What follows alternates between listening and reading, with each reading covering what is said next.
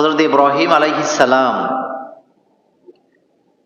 তার জীবনটা ছিল দুই ভাগে বিভক্ত। রাসূল করিম সাল্লাল্লাহু আলাইহি ওয়াসাল্লামের জীবনও ছিল দুই ভাগে বিভক্ত, একটা মক্কায় আর একটা কোথায়? মদিনায়। হযরত ইব্রাহিম আলাইহিস সালামের জীবনটাও দুই ভাগে বিভক্ত ছিল, একটা ছিল বাবেলে, আরেকটা ছিল কেনানে। তো গত জুমাতে আমরা এখান থেকে শেষ করেছিলাম হযরত ইব্রাহিম আলাইহিস সালাম তিনি যখন হকের দাওয়াত দিচ্ছিলেন, অবস্থাটা এমন হয়েছিল যে তার দাওয়াত কেউ গ্রহণ করতে রাজি হয় নাই। এবং আপনারা আশ্চর্য হবেন, তিনি হকের দাওয়াত দিলেন, তার মা তার বাবাও তার দাওয়াত কবুল করেন নাই। আপনি একটু চিন্তা করেন যে বাপ মা পর্যন্ত তার পক্ষে নাই, এর চাইতে বড় বিপদ মুসিবত আর কি হতে পারে? হযরত ইব্রাহিম আলাইহিস সালামের বিপক্ষে রাষ্ট্র শক্তি চলে গেছে। তখন ক্ষমতায় ছিল কে? নমরুদ। আচ্ছা, এরপরে তার মা তার বাপ চলে গেছে, তার কথা কেউ শুনতে কি? পুরা কাউমের লোকেরা একত্রিত হয়ে সিদ্ধান্ত নিলেন যে ইব্রাহিমকে যদি তোমরা শাস্তি দিতে না পারো তাইলে তোমরা তোমাদের রবকে খুশি করতে পারো। তাদের ভাষায় তাদের রব, তাদের প্রতিনাগুলা। যার কারণে তারা বললেন, তোমরা যদি তোমাদের রবের জন্য কোনো কিছু করতে চাও, রবকে যদি খুশি করতে চাও, ইব্রাহিমকে শাস্তি দেওয়া লাগবে, তাকে ছেড়ে দিলে চলবে না। এই কথা বলার পরে তখনকার সময়ে রাষ্ট্র শক্তি, তার মা তার বাবা, কাউমের সমস্ত নেতারা একত্রিত হয়ে সিদ্ধান্ত নিলেন হযরত ইব্রাহিম আলাইহিস সালামকে আগুনে জ্বালায়া দেওয়া হবে। তিনি একা। তার কথা তখন শুনছিলেন একজন, তার ভাতিজা হযরত লূত আলাইহিস সালাম। কথা কি বুঝতেছেন? তিনি ছাড়া তার পক্ষে কেউ নাই। পুরা ঘটনা বলা আমার উদ্দেশ্য না, নবীদের পরীক্ষাটা কি পরিমাণ ছিল। এই পৃথিবীতে যুগে যুগে যারা এই হকের কথা বলেছেন, রাষ্ট্র শক্তি তাদের বিরুদ্ধে দাঁড়িয়েছে। যেমন ডাক্তার জাকির নায়েক, সারা পৃথিবী তাকে চিনে।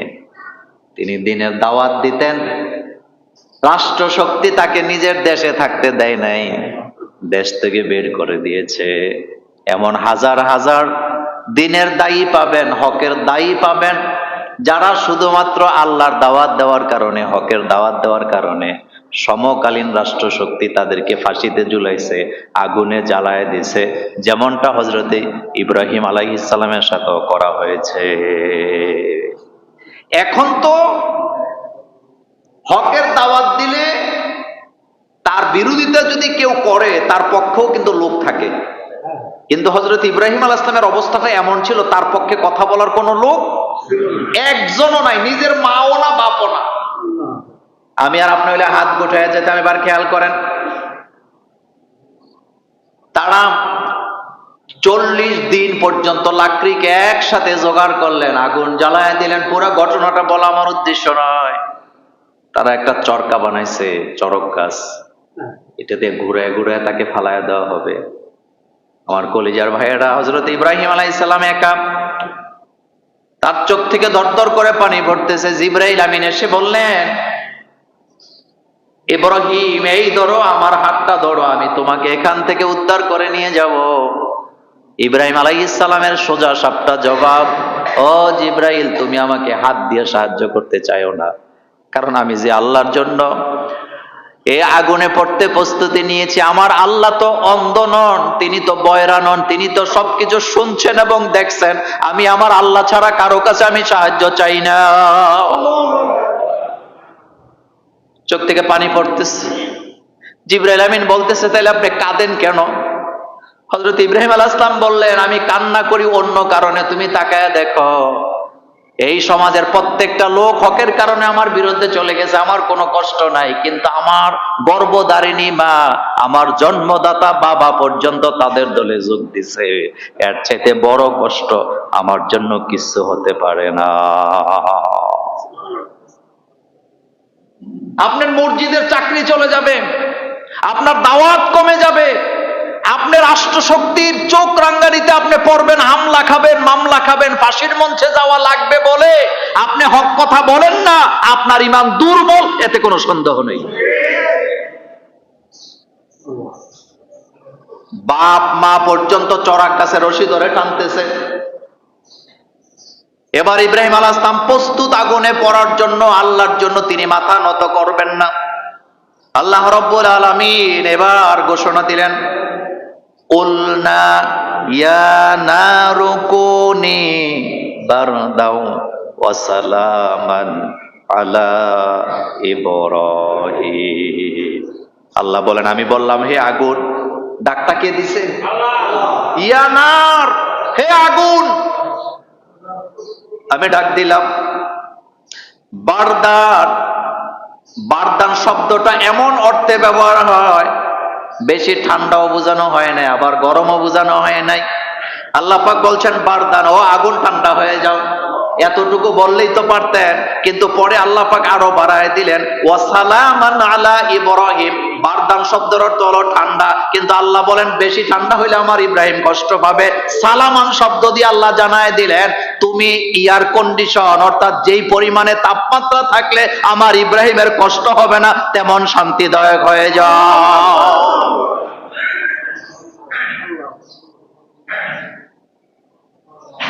শহীদ হয় যারা, তারা যে কি দেখে আমরা সেটা দেখি না, তারা যে কি বুঝে আমরা সেটা।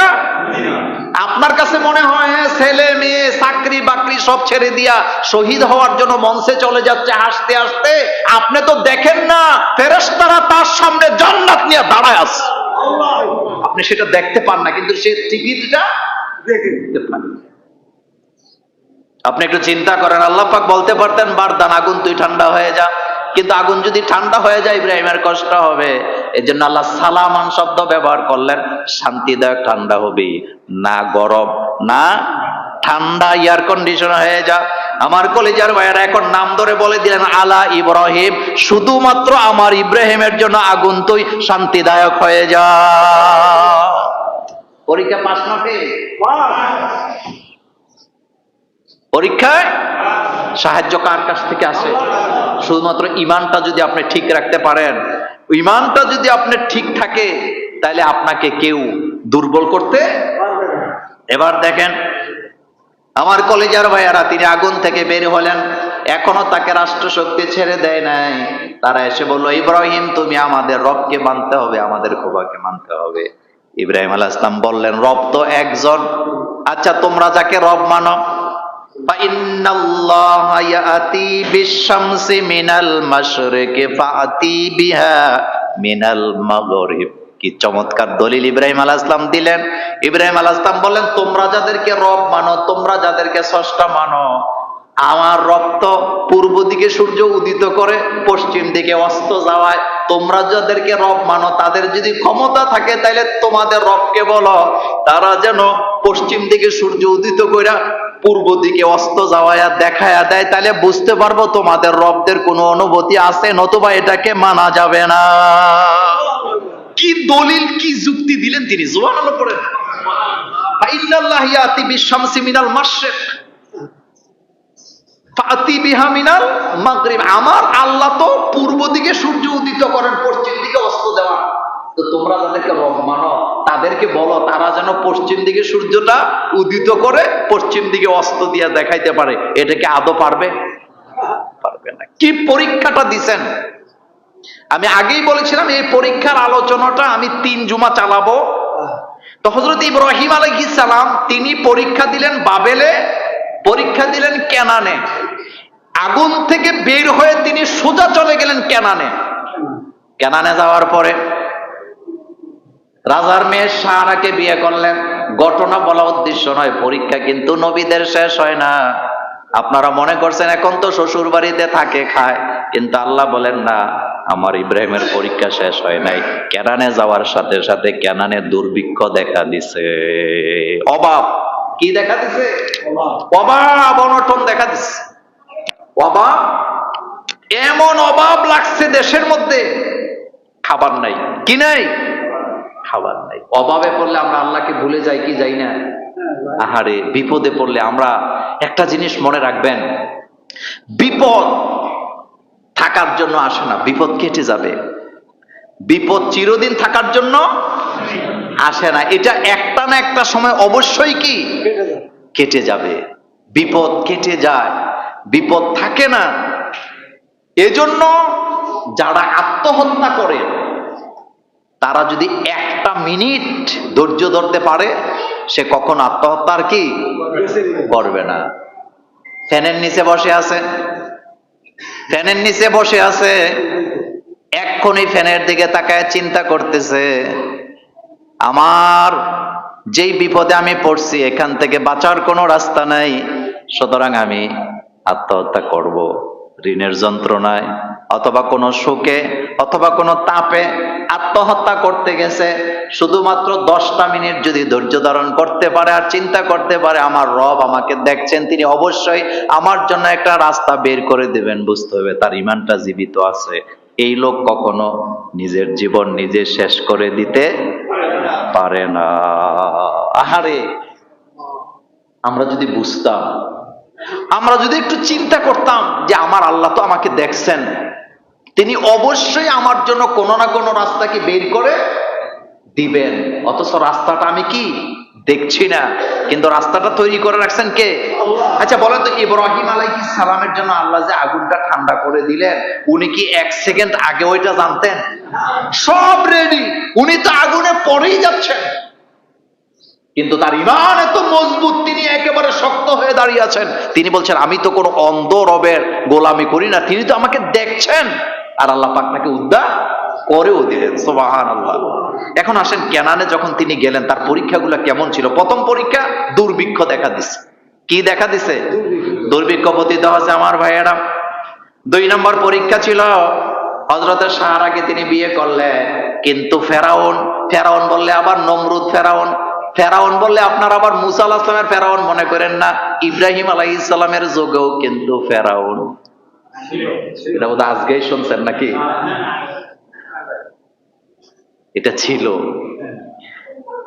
হযরতে ইব্রাহিম আলাইহিস সালামের স্ত্রী সারাকে কিডন্যাপ করে নিয়ে গেছে ফেরাউনের লোকেরা, অর্থাৎ দুষ্ট শাসকের লোকেরা তাকে নিয়ে গেছে, তার সাথে খারাপ কাজ করবে। একজন নবীর স্ত্রী, পুরা ঘটনাটা বলবো না, অন্যদিন যদি ইব্রাহিম আলাইহিস সালামের জীবনী নিয়ে কথা বলি তখন বিস্তারিত বলবো। এখন শোনেন, নিজের বউ নিয়ে গেছে, উনি কি শান্তিতে আছে? বাজারের মধ্যে ঘুরতেছে, চোখ থেকে পানি পড়তেছে, লোকেরা তাকে ধরলেন। অত্যাচারীদের রোল ছিল, যেই সুন্দরী রমণী নারীর সাথে যাকে পাওয়া যেত সে যদি বাই হতো তাকে ছেড়ে দিত, স্বামী হইলে তাকে হত্যা করা হতো। এখন ইব্রাহিম আলাইহিস সালাম তো স্বামী, যদি বলে স্বামী তাহলে রাখবে না, হত্যা করবে? আল্লাহ জানাই দিয়েছে, ইব্রাহিম এই মুহূর্তে স্বামী স্ত্রী পরিচয় দেওয়া যাবে না। এখন তোমাকে যখন প্রশ্ন করা হবে, হযরত সাহারা তোমার কি হয়, তুমি বলবা এটা আমার বোন। এটা কি লম্বা কথা, ছেড়ে দেয় নাই, তাকে নিয়ে গেছে, মারে নাই। এখন অত্যাচারী শাসক যখন হযরতের সাহারার কাছে গেছে, তার সাথে খারাপ কাজ যখন করতে যায়, হাত পা অবশ হয়ে গেছে। 1 বার 2 বার 3 বার চেষ্টা করলেন। সতী রমণীরা এমন হয়, তাদের জীবন তারা দিয়ে দেয়, কিন্তু তারা তাদের ইজ্জত সম্মান কারো কাছে বিলায়া দেয় না। আমার কলিজার ভাইয়ারা, এতটাই সতী নারী হযরতের সাহারা ছিলেন, তার কাছে যতবার শাসক গেছে ততবার তার হাত পা অবশ হয়ে যায়, যতবার যায় ততবার অবশ হয়ে যায়। এখন বলতেছে, আমি তোমার কাছে একটা কথা জানতে চাই। কই কি কথা? আমার কাছে আরেকটা মেয়ে আছে, ওই মেয়ের কাছে আমি যতবার যেতে চাই যে আমার হাত পা অবশ হয়ে যায়, সুতরাং আমি তোমাকে ছেড়ে দিলাম, তবে তুমি ওই মেয়েটাকেও তোমার সাথে করে নিয়ে যাও। ওই মেয়ের নাম কি? হ্যাঁ, হাজেরা। সতী নারী কাকে বলে? দিয়ে দিছে। এখন কয়জন? ইব্রাহিম আলাইহিস সালামকে বলছে, যাও তুমি তোমার বোনদের কিনে এখান থেকে চলে যাও। পরীক্ষা চলছে, পরীক্ষা পাশ করাইছে কে? আল্লাহ। স্ত্রীকে ফিরিয়ে দিয়েছেন কে? আল্লাহ। পরীক্ষা এখনো শেষ হয় নাই। এবার 80 বছর বয়সের সময় সন্তান একটা হয়েছে, তাও সাহারার ঘরে হয় নাই। সাহারার ঘরে যখন বাচ্চা হয় না, এবার হযরতে সারা ইব্রাহিম আলাইহিস সালামকে বারবার বলতেছে তুমি আরেকটা বিয়ে করো, আরেকটা বিয়ে করো। ইব্রাহিম আলাইহিস সালাম রাজি হয় না। এখন বলতেছে আমি পাত্রী তোমার জন্য ঠিক করলাম। কয় কাকে? কয় আমার বোন হাজেরাকে তুমি বিয়ে করো। আমাদের বিবিরা এটা এরকম করবে? হ্যাঁ, আহা, সারা নিজে হযরত ইব্রাহিম আলাইহিস সালামের জন্য পাত্রী ঠিক করলেন, কারণ সারা যুক্তি দিলেন হাজেরার জন্য ইব্রাহিমের চেয়ে উপযুক্ত পাত্র পৃথিবীতে নাই, সুতরাং তুমি তাকে বিয়ে করো, সে আমার বোনের মতো। ইব্রাহিম আলাইহিস সালাম রাজি ছিলেন না, পরে রাজি করাইয়া ছাড়ছে। আর আমার দেশে স্বামী যদি দ্বিতীয় বিয়ে করতে চায়, স্ত্রীর সন্তান না হইলে প্রয়োজনে তালাক দিয়ে চলে যাবে, এরপরেও রাজি হবে না। এটা বুঝে না যে স্বামী যদি দুই বিয়া করে বরকত বাড়ে না কমে। জানি না কোন ফেস লাগাইতেছে এই ওয়াজ করে। আল্লাহ কোরআনে বলছে মাসনা সুলাসা রুবা, যদি তোমরা ইনসাফ করতে পারো তাহলে দুইটা তিনটা চারটা করো, এতে কোনো অসুবিধা নাই। কিন্তু একটার দিকে ঝুঁকে যাইও না, একটার দিকে ঝুঁকে যেও না।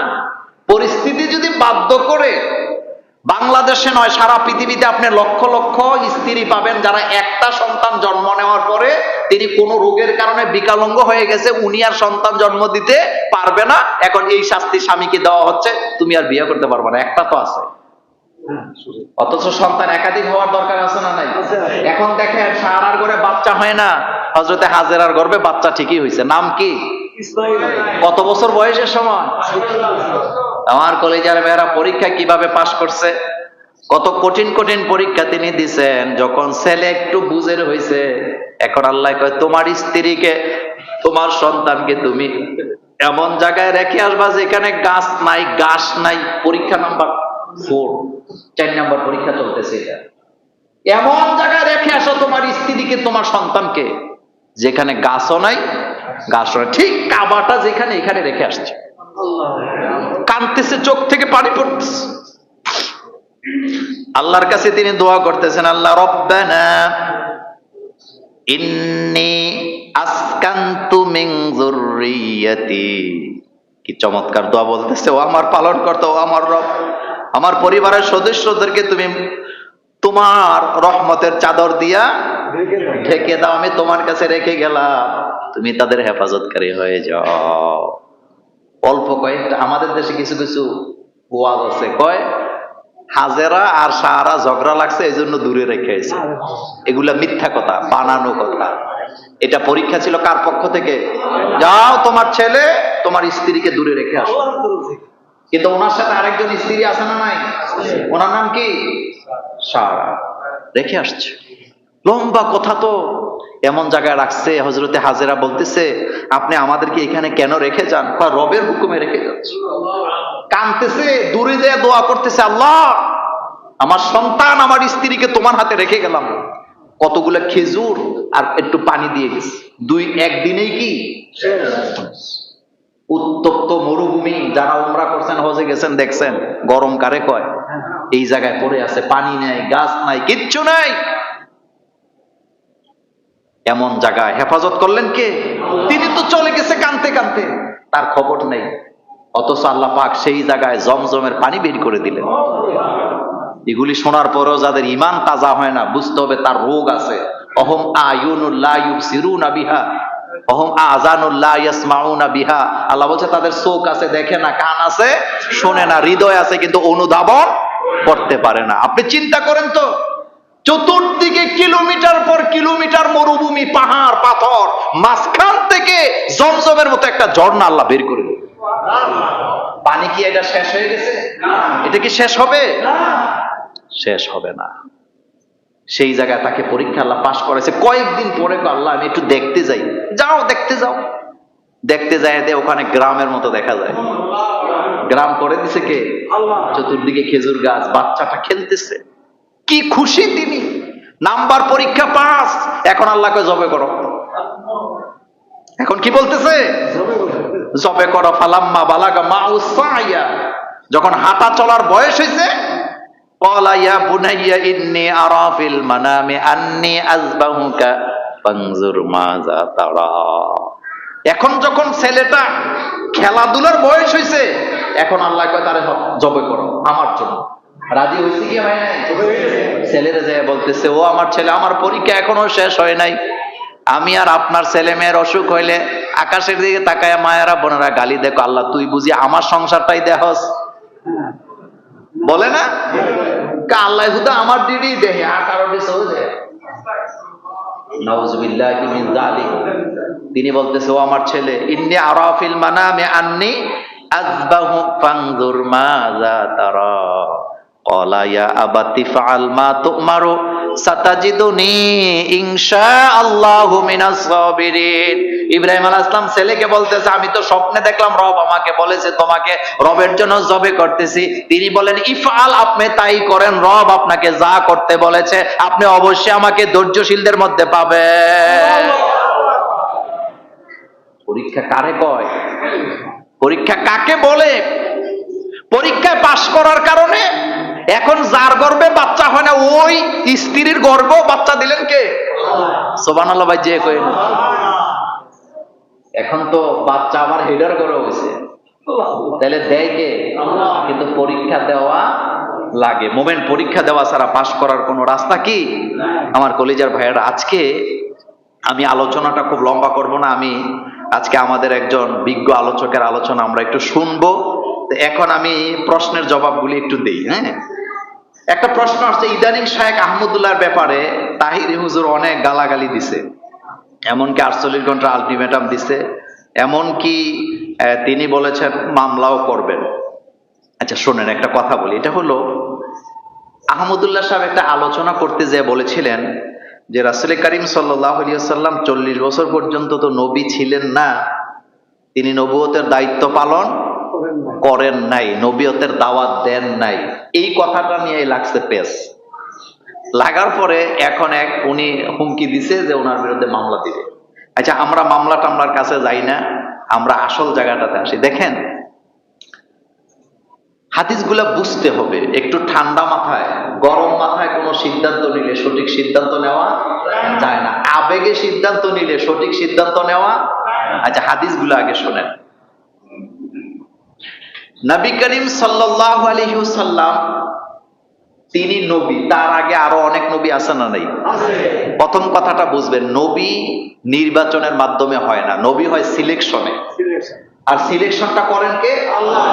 আল্লাহ পাক। আর এই সিলেকশনটা আল্লাহ পাক করছেন আলমে আরোহায় থাকা অবস্থায়, অর্থাৎ পৃথিবীতে আসার আগেই, আদম আলাইহিস সালামও পৃথিবীতে আসার আগেই কে কে নবী হবে এটা সিলেকশন করছেন কে? আল্লাহ পাক। কিন্তু প্রত্যেক নবীকে আল্লাহ নবুয়তের দায়িত্ব দিয়েছেন প্রাপ্তবয়স্ক হওয়ার পরে। ফালাম্মা বালাগা আশুদ্দাহু ওয়াস্তাওয়া আতাইনাহু হুকমা ওয়া ইলমা। আল্লাহ পাক বলেন, প্রত্যেক নবীকে আমি নবুয়তের দায়িত্ব দিয়েছি, তারা যখন প্রাপ্তবয়স্ক হয়েছে তখন আমি তাদেরকে জ্ঞান, প্রজ্ঞা, বিজ্ঞান শিক্ষা দিয়েছি। এখন আসেন, রাসূল করিম সাল্লাল্লাহু আলাইহি ওয়াসাল্লাম আসলে নবী হয়েছে কবে? হযরত আবু হুরায়রা রাদিয়াল্লাহু তাআলা আনহু বলেন, আমরা রাসূল করিম সাল্লাল্লাহু আলাইহি ওয়াসাল্লামকে জিজ্ঞেস করলাম, ইয়া রাসূলুল্লাহ সাল্লাল্লাহু আলাইহি ওয়াসাল্লাম, আপনি নবী হইছেন কবে? ইয়া রাসূলুল্লাহ মাতা ওয়াজাবাত লাকান নুবুওয়া। আমরা রাসূলকে জিজ্ঞেস করলাম, ইয়া রাসূলুল্লাহ সাল্লাল্লাহু আলাইহি ওয়াসাল্লাম, আপনি নবী হইছেন কবে? আপনি যে নবী এটা কখন থেকে নির্ধারণ করা হয়েছে? ক্বালা ওয়া আদামু বাইনার রূহি ওয়াল জাসাদে। রাসূল করিম সাল্লাল্লাহু আলাইহি ওয়াসাল্লাম বলছেন, আমাকে নবী হিসাবে ঘোষণা দেওয়া হয়েছে আদম যখন একটা মাটির দেহ এবং তার রূহ এর মাঝখানের যে অবস্থাটা ছিল ওই সময়টাতেই আমাকে নবী বলে ঘোষণা দেওয়া হয়েছে। আচ্ছা, আপনাদের কাছে একটা সহজ কথা বলি, কেউ যদি মন্ত্রী হয় তাইলে তার মন্ত্রিত্বের নাম আগে ঘোষণা দেওয়া হয় না তাকে শপথ আগে পড়ানো হয়?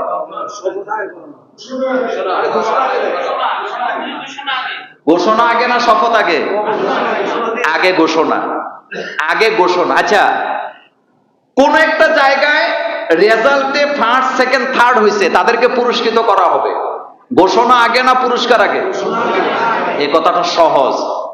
প্রত্যেক নবীর নবুয়তের ঘোষণাটা রূহের জগতে হয়েছে, এতে কোনো সন্দেহ নাই।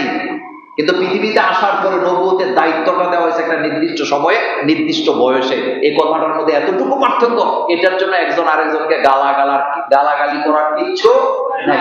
যেমন রাসূল কারীম সাল্লাল্লাহু আলাইহি ওয়াসাল্লাম তিনি 41 বছরের প্রথম দিন তার উপরে ওহী নাযিল হয়েছে নাকি? এর আগে কি উনি কালিমার দাওয়াত দিয়েছেন? নামাজের দাওয়াত দিয়েছেন? যাকাতের দাওয়াত দিয়েছেন? দেয় নাই। তিনি হিলফুল ফুজুলের সাথে কাজ করছেন।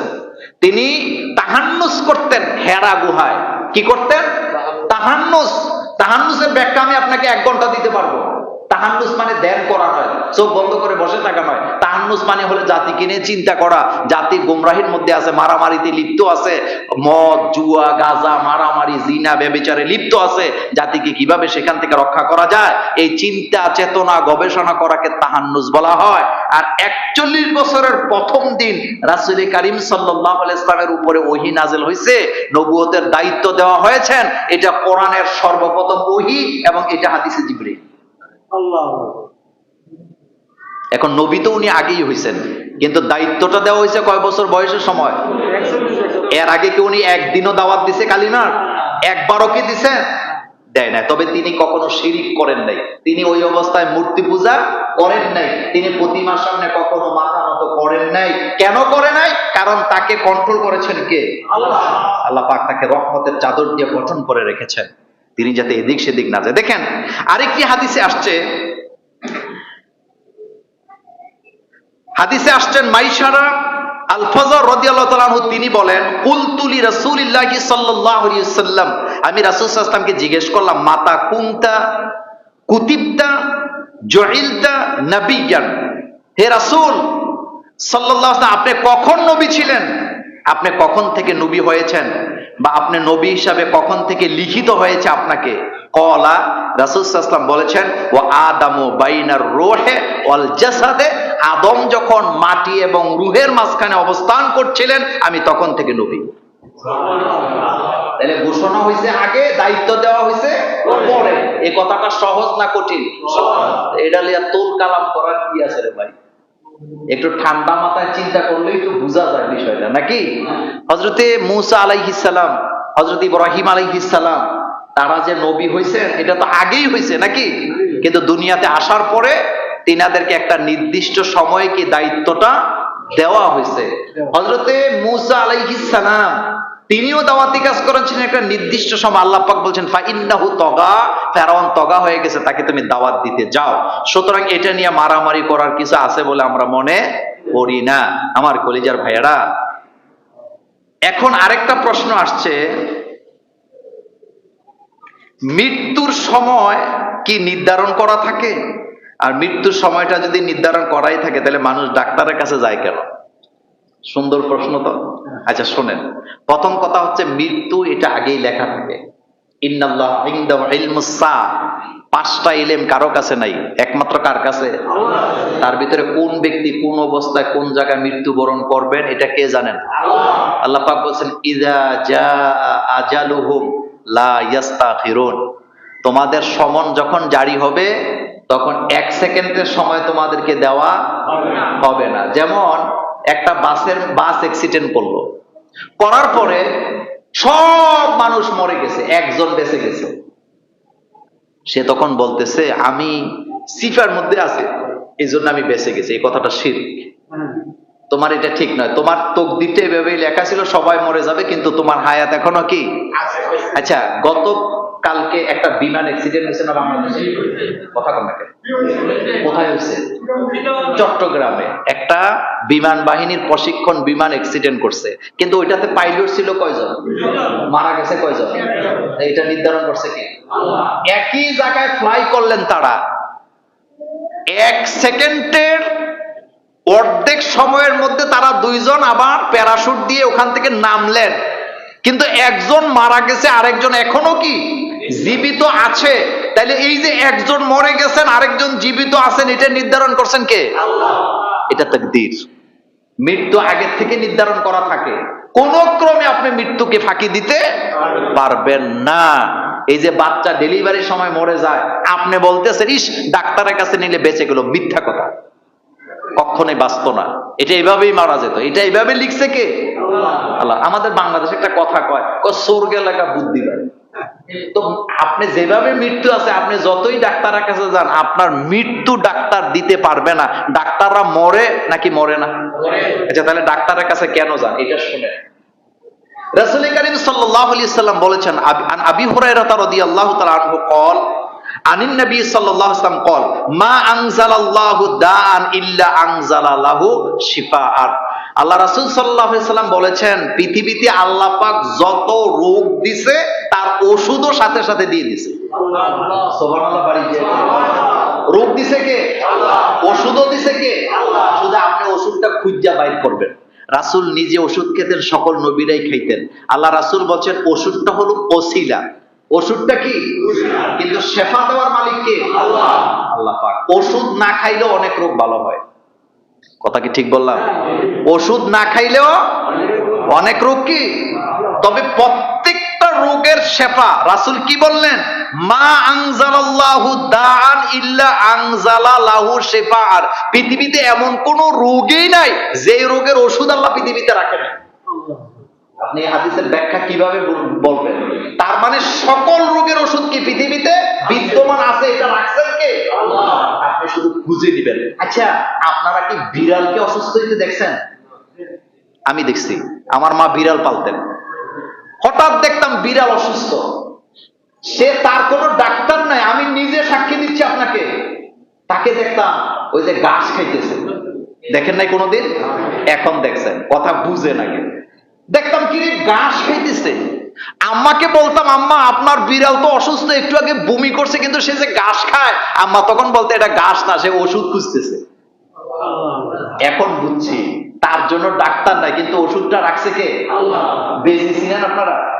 সাপ, সাপ যখন বেজিকে দর্শন করে, কোনো ডাক্তার নাই, কিন্তু সে খুঁজে যায়, এমন একটা গাছের শিকড় খায়, আল্লাহ তাকে শাফা দিয়ে যায়। তাহলে সব রোগের শেফা আছে না নাই? পার্থক্য হলো আপনি খুঁজে এখনো পান নাই। এটা কি মোল্লার কথা না আল্লাহর কথা? তাহলে আপনি ওষুধ খান যে শুধুমাত্র উসিলা, শেফা দেওয়ার মালিক কে? আল্লাহ। কিন্তু ওষুধ খাওয়ার দ্বারা হায়াত বাড়বে না। বাড়বে নাকি? বাড়লে তো বড় বড় কোটিপতিরা কখনো মরতই না। আমার কলিজার ভাইয়েরা, আরেকটা প্রশ্ন আসছে, উপার্জনের টাকা এটার হক কার? বাবা মা নাকি স্ত্রীর? এই কথাটা বলে আমি আমার আলোচনাটা শেষ করব আজকে। উপার্জনের টাকা বাবা মা পাবে না স্ত্রী পাবে? এখানে একটু ব্যাখ্যা দিই। আপনি টাকা কামাই করেন, আপনার আব্বা আম্মা যদি বুড়ো অবস্থা আপনার কাছে থাকে, তাহলে তাদের দায়িত্ব পালন করা আপনার উপরে ফরজ করেছেন কে? আল্লাহ। ওয়াকাদা রাব্বুকা আল্লা তা'বুদু ইল্লা ইয়াহু ওয়া বিল ওয়ালিদাইনি ইহসানা। এখানে বলা হয়েছে আল্লাহর ইবাদতের পরে তোমার মা বাবার প্রতি ইহসান করবা।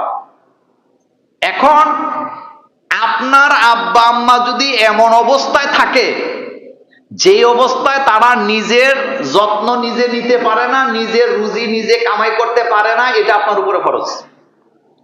কিন্তু আপনার আব্বা আম্মার আছে, তিনি এখনো সবল, তিনি কামাই করতে পারেন, তার টাকা পয়সার কোনো অভাব নাই। এই অবস্থায় আপনি তার লালন পালন করা কি না ফরজ? না। আবার দেখেন আপনার 4 ভাই। কয় ভাই? 4 ভাই। আপনার আব্বা আম্মা কেউ কামাই করে না, তাহলে আপনারা এখন 4 ভাইয়ে একটু একটু করে যদি দেন, তাহলে হয় কি হয় না? একটু একটু করে যদি দেন 4 ভাইয়ে, তাহলে ওনাদের লালন পালনের ব্যবস্থা কি হয়ে যায়। এটি হলো একটা বিষয়। তাহলে কথা দুইটা। এক নাম্বার, তাদের কেউ নাই, আপনার আর কোনো ভাই বোন নাই দেওয়ার মতো, এটা আপনাকে করতে হবে পুরাটা।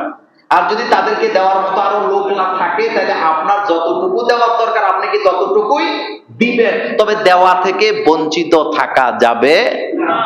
কথা কি বুঝতেছেন? এখন আসেন ছেলে মেয়ে স্ত্রী।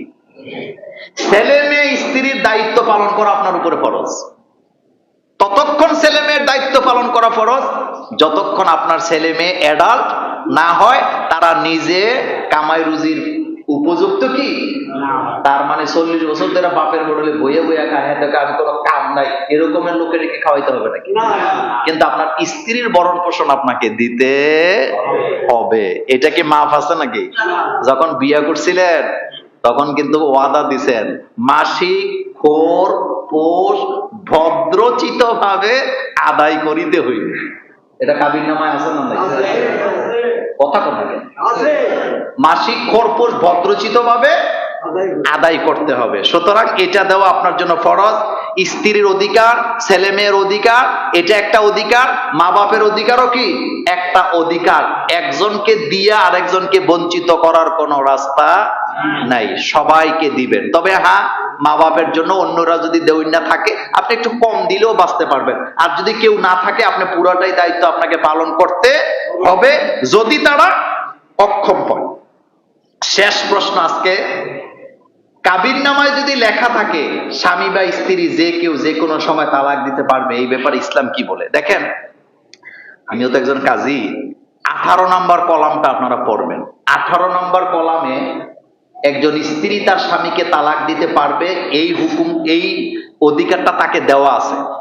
সেখানে বলা আছে, স্বামী যদি মওফুত হয়, হারিয়ে যায়, স্বামী যদি নপুংসক হয়, স্বামী যদি পাগল হয়, মজনুন হয়, ভরণ পোষণে অক্ষম হয়, তাইলে অথবা অত্যাচার করে, মানসিক নির্যাতন করে, শারীরিক নির্যাতন করে, তাইলে স্ত্রী নিজেই নিজের উপরে 1, 2, 3 তালাক দিয়ে স্বামীর জাওজুত থেকে নিজেকে মুক্ত করে নিতে পারবেন। এটা ইসলামও তাকে অধিকার দেয়। এটা সে তালাকটা তার জন্য একটা খোলা আছে। ইসলাম কাউকে শিকল পরায় না। ইসলামের মধ্যে হাজারো রাস্তা খোলা আছে না নাই?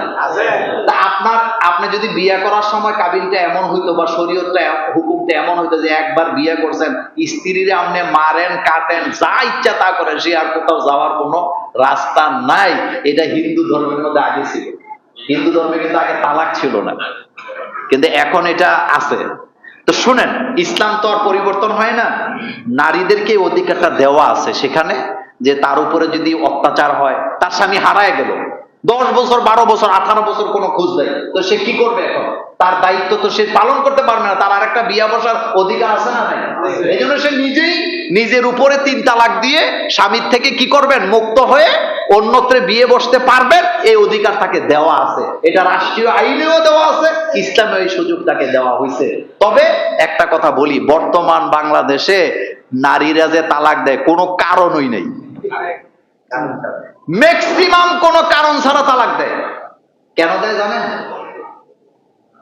বাতিজাকে ঈদের জামা কিনে দিছে, ভাইয়ের ছেলেকে ঈদের জামা কিনে দিছে, এটা নিয়ে ঝগড়া লেগে বউ হাতে তালাক দিয়ে দিচ্ছে। এটা কি তালাক হয়েছে না ফাইজলামি হয়েছে? বোনের বাড়িতে বেড়াইতে গেছে, বাগনা বাগনিদের জন্য রসমালাই নিয়ে গেছে মাতৃভান্ডার থেকে। বাড়িতে আসার পরে আমার বাড়িতে যাওয়ার সময় ওই যে জিলাপি লইয়া যাও আমার বাপের বাড়ি গেলে, আর তোমার বোনের বাড়িতে যাওয়ার সময় মাতৃভান্ডারের রসমালাই, যা তোর ভাত খাইলাম না। এরকমের ফাজিল মহিলা বাংলাদেশে আছে নয়? আবার কিছু আছে ব্যবসা, একটারে তালাক বিয়া করে 10 লাখ, তালাক দিয়া টাকা লইয়া আরেকটারে করে, এরকম 14-12 করে, এরকমের বেয়াদব আছে না? এগুলা থেকে সাবধান হওয়া লাগবে। তবে এটা 18 নম্বর কলামে তাদেরকে এই সুযোগটা দেওয়া আছে। আমার কলিজার ভাইয়েরা, আপনারা, আমি কথাটা লম্বা হয়ে গেছে, এখানে থামতে চাই।